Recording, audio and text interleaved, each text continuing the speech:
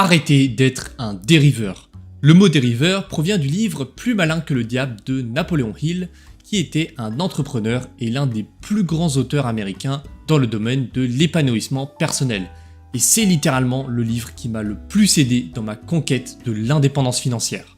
C'est un livre qui a été écrit en 1938 durant l'une des pires crises économiques des États-Unis, donc dans un contexte assez difficile. Le but de l'auteur avec Plus malin que le diable est de fournir les bons outils à ceux qui luttent pour atteindre leur objectif personnel en donnant des conseils sur la manière d'atteindre la pleine réalisation et le succès. Ce livre est un incontournable si vous voulez maîtriser le développement personnel, la psychologie appliquée et la pensée motivationnelle. Le but de cette vidéo est donc de vous exposer le passage qui est selon moi le plus important de ce livre afin que vous puissiez en tirer des enseignements et potentiellement débloquer les pensées limitantes qui vous empêchent d'atteindre vos objectifs dans le business online. Et le passage le plus important de ce livre, c'est l'entretien entre Napoléon et le diable qui représente tous les malheurs des hommes et celui qui les empêche de réussir. Le diable révèle comment il contrôle 98% des humains qu'il appelle des dériveurs ou autrement dit des procrastinateurs. Et sur la base de l'entretien, l'auteur déclare donc que ceux qui pensent par eux-mêmes ne dérivent jamais,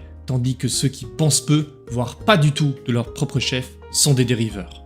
Ainsi, Hill conclut qu'un dériveur est une personne qui se laisse influencer et contrôler par des circonstances extérieures à son esprit. Une autre caractéristique d'un dériveur typique est de laisser le diable occuper son esprit et utiliser son intellect au lieu de penser par soi-même. Mais dans le récit, le diable va encore plus loin et décrit le dériveur typique à travers toutes ses caractéristiques.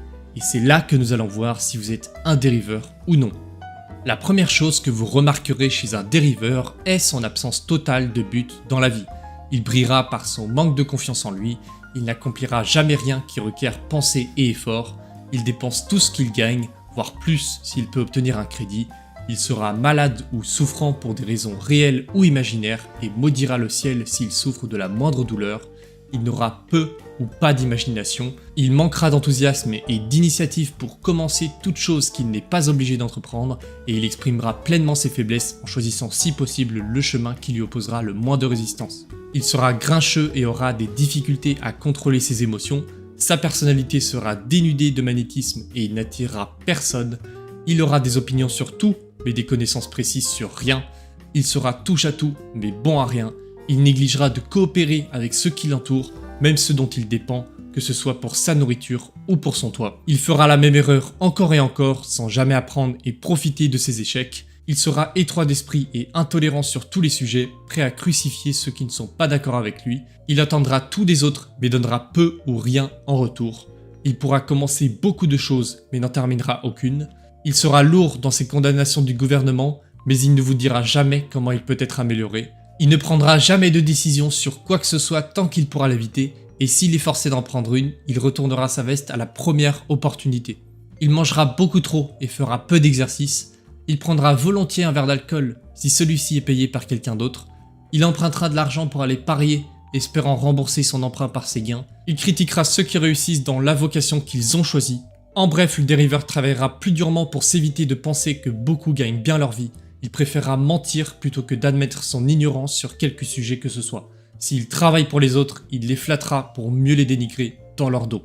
Si vous répondez à une partie de ces critères, vous êtes clairement un dériveur. Et personnellement, la première fois que j'ai lu ce passage, j'ai pris une vraie claque. Je correspondais à pas mal de critères et cela m'a mis en face de ma réalité.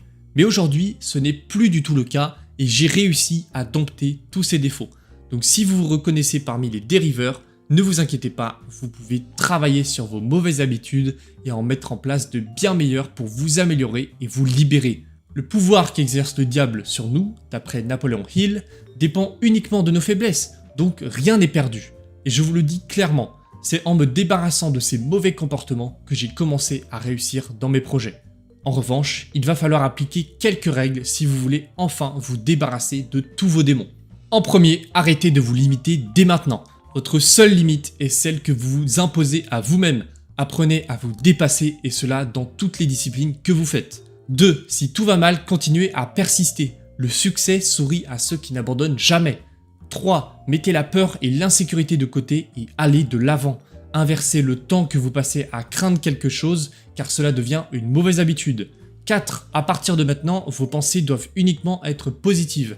C'est la loi de l'attraction, si votre esprit désire la richesse, vous attirez la richesse. 5. Faites une évaluation de votre situation actuelle. Cela vous aidera à comprendre comment vous en êtes arrivé à dériver. Toutes vos actions ont depuis votre naissance construit celui que vous êtes aujourd'hui, donc c'est à vous maintenant de les changer pour devenir celui que vous voulez être.